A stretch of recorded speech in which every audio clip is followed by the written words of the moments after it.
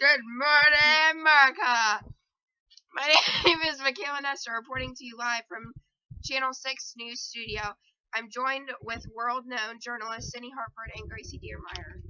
Go back all the way to the 1890s and talk about muckrakers. You might not be familiar with the term, but a more common word used for it is now journalists. Right? Yep, it's journalists. Right. Muckrakers are journalists, like they expose society's flaws and wrongs. Alright. There are many famous muckrakers today. Here to talk about one very important one is Sydney. Thank you, Gracie. You're welcome. Now, as she stated, muckrakers are just regular people, journalists, that expose flaws in today's society. One of those people is Dr. Hunter S. Thompson. You may be thinking, well, why is he so important? Well, he's an American journalist and an author who is internationally known for the publication of Hell's Angels. He stayed with them for about a year and wrote about them.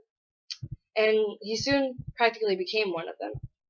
And also, he's known for his works. He's a famous writer for The Kentucky Derby is Decadent and Depraved.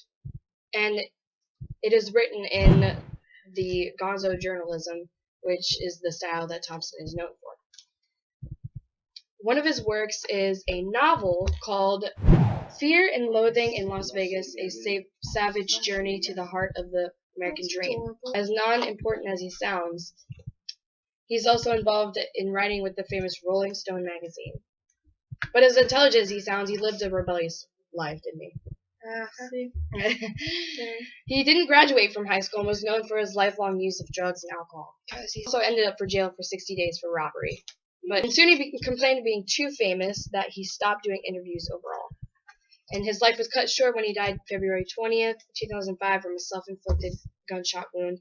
But his legacy lives on with his gonzo journalism and his works and his need to expose America's hypocrisy. Back to you, Gracie. Wow. What a life he lived. That's He did. crazy. He lived a life that was very Alright. crazy. Now you have a good overlook of what a muckraker is. You might be thinking, I've never even heard of this person. What did muckrakers do that was so important? Michaela is right here with early information of muckraker reform from the mid-1900s. Thanks, Gracie. You are also welcome. You know, muckrakers have made a lot of changes in society. Go back August 18th, 1920, when women were given the right to vote. Famously known as the 19th Amendment, word for word in the United States Constitution is the right of citizens of the U.S. to vote shall not be denied or abridged by the U.S. or by any state on account of gender. Congress shall have power to enforce this article by appropriate legislation.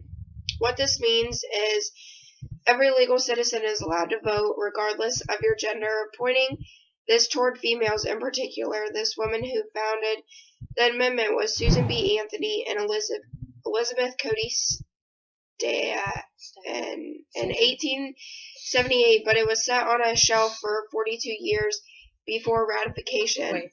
Ohio is the sixth state to ratify this amendment. On June 16th of 1999, many muckrakers and other people publicized this idea to make it an amendment without anyone standing up and asking why women weren't allowed to vote.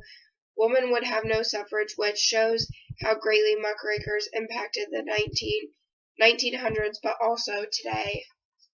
Today we're here with Shelby, and we're here to talk about the 19th Amendment. So, Shelby, do you know what the 19th Amendment is? Yes, it's women's right to vote. How do you feel about that? I feel that it was a good thing. Now, why do you think it was a good thing? Because without women's right to vote, we wouldn't be where we are today in society. Why is Why is that? that? It would be sexist. You still think it'd be a sexist community? Yeah. That's fair enough. That's a good answer. Right. Even though the term muckrakers isn't exactly used today, they impacted today's society and a lot back then. But maybe not all the way. There's still a lot of flaws in today's society. That's right, Cindy. Some people at home could probably name off a couple things wrong with society. Almost 80,000 of those people would say animal cruelty is a big issue.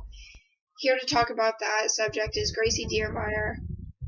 We have seen people frequently convicted of abuse or neglect of an animal sentenced little to no punishment.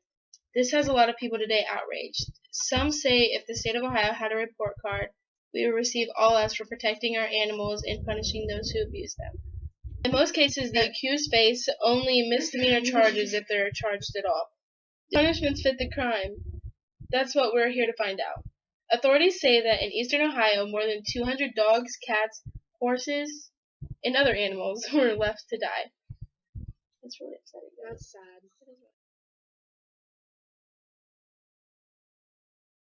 In the arms of the angel, fly away from here, from this dark, cold hotel room. If you're not a pet owner or just really don't care about animals, think about this. Often, a third party involved in these cases, one that everyone cares about. Children. Okay. Studies show a person who abuses or neglects an animal is 5 times more likely to abuse a child. These are the hard realities we have to face when it comes to the truth behind society. You heard it first. That is really crazy because I feel like that could change the fact that all animals are abused. There could be a lot of things done. Couldn't there? There could have been. Even though there are Because some things done, I feel like there could be more. the Muckrakers back there never really knew anything about child and animal abuse because it wasn't such a big deal back then. It wasn't of their concern. It was more the government and what they saw and how they were involved and stuff like that. So. Today we are joined here with Hunter John. He's And going to talk briefly about animal cruelty. Alright, what do you do for a living, Hunter John? Hunt. Hunt. Awesome. Okay. Hunts mammal. How do you feel about animal cruelty? Well, there's a limit that cross line, yet there's appropriate. Do you think you're hunting animals as your career is a part of animal cruelty? Do you feel like hunting is like animal cruelty? Not really, because it's going to kill me out. Yeah. So But do you think that the percentage of animal cruelty has increased or decreased Over from today till back then? I think it increased because people are just crazy. Alright, well thank you, Hunter John. Thanks.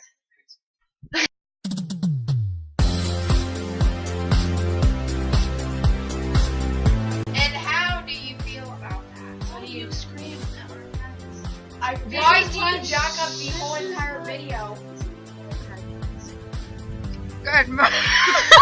Do it! I'm serious, I don't want to stand out here forever. I'm here to perform What is surgery. that? So do you think we would have been And I was trying to make a point over here and you just interrupted. She's gonna. So depressing. I'm cutting that out. Go Oh, ahead. don't you at my house with the In most cases. Cindy, it's not even 11 yet. Right now we're gonna get an F because this sucker sucks. Anyway. Just saying. And then, son of a God. You're